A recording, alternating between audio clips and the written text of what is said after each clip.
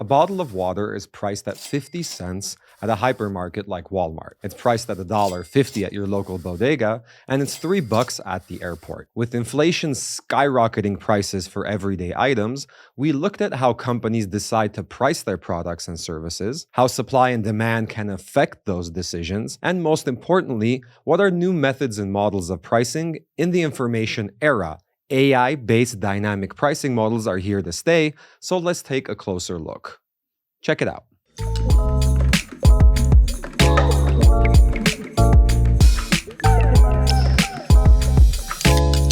Before we get into the different methods of pricing, we wanted to quickly recap with you the differences between cost, value, and price. A cost is the value of money that has been used up to produce something or deliver a service. It's the amount of money you spend to get your product ready and ship it to market. To oversimplify, there are two main types of costs, fixed and variable. Fixed costs are all the expenses you have regardless of the volume of products or services you produce or provide. These includes things like rent, utilities, salaries for the staff who are not directly engaged in the production volumes, etc. All your fixed costs combined are what is referred to as overhead. Basically, the amount of money you spend each month to keep your business open and functioning. Variable costs are expenses that are directly associated with producing and delivering your goods and services. If you divide all of your variable costs by the number of units produced or services rendered, you will get the unit cost. Usually, the more you produce, the less the unit cost will be, or what is called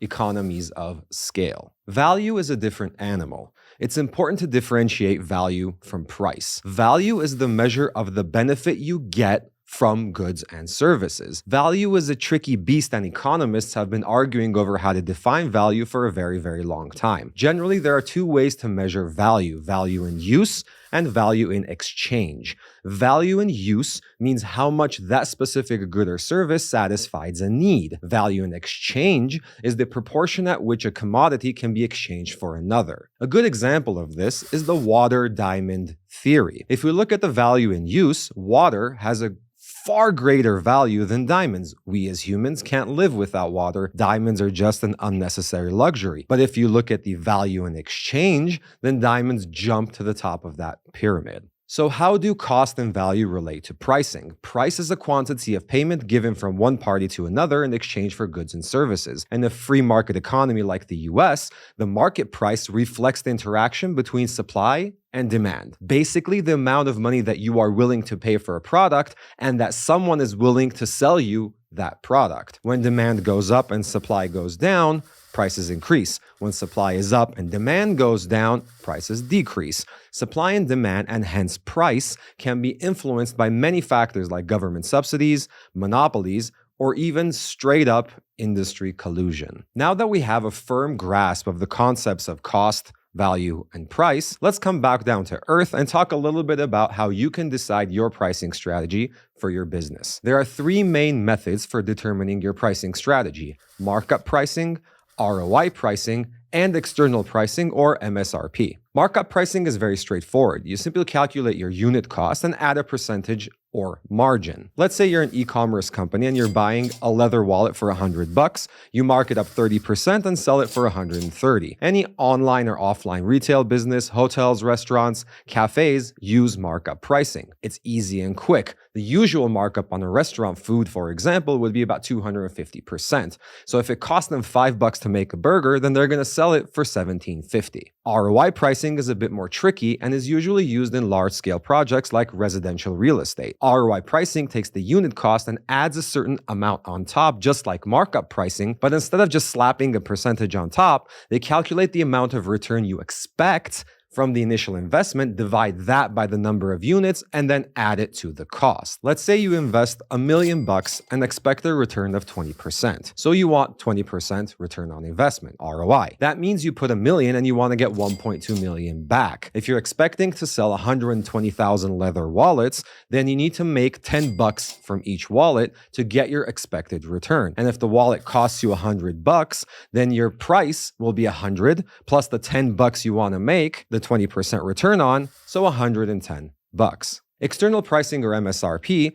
is usually used in cases where there are multiple players in the go-to-market pipeline. MSRP stands for Manufacturer Suggested Retail Price. Let's take Coca-Cola as an example. In order for you to get your hands on your favorite beverage, multiple players in the market need to work together. First the manufacturer, then the wholesaler or distributor, and finally the retailer. The retail price is what you are paying for your Coke. So what the Coca-Cola company does is tell the end retailer that you have to sell a bottle of Coke for $2 because we know that based on supply and demand and the value of Coke, that is how much you are willing to pay for it. Then the retailer takes 30% off of that $2. The wholesaler or distributor takes another 20%, and whatever is left to the manufacturer. MSRP pricing makes sense for you if there are a lot of players in the market because you want the end consumer to always see the same price no matter where they buy your product from. If you let the players in between use markup pricing, then the price of Coke will vary immensely. Now let's talk a little bit about what the future holds in terms of pricing. How are companies leveraging the information economy to get the best price possible for any given segment? Before I get into that, please help us create more awesome content like this by hitting that subscribe button. In the 21st century, we are seeing a steady shift away from these standard pricing models and more towards a dynamic pricing approach. Dynamic pricing means that the price of a good or service will fluctuate based on certain data inputs like availability of the service, your segments, targeted discount offers, etc. You come across dynamic pricing every day when you look up airline tickets based on certain data inputs like what flight you're searching for, how many tickets are still available, how far away is the flight, and even more personal things like where are you searching from, your IP address, your age, your sex, your purchase behavior online. The ticket you see will vary dramatically. Why do airlines do this? Well, the supply side of the pricing equation is quite straightforward. If there are 100 tickets available for the flight, then supply is abundant, versus if there are only 10 tickets left, then supply is scarce. But where it gets very interesting is the demand side.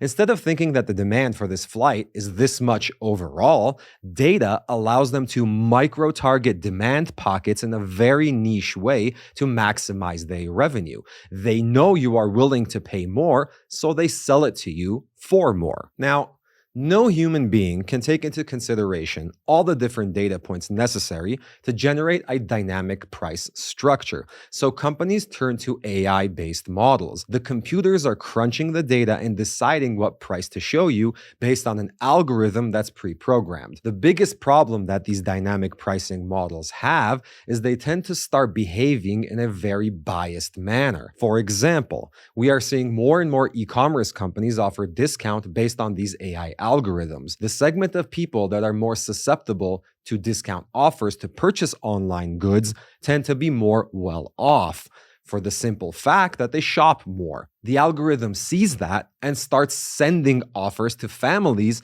that don't necessarily need the discount. But at the same time, the families that could actually use the discount to their benefit don't receive as many offers simply because their online behavior is not profitable according to the data. Thus, the algorithm is biased, and this is exacerbated especially with algorithms that use geolocation as a key data parameter.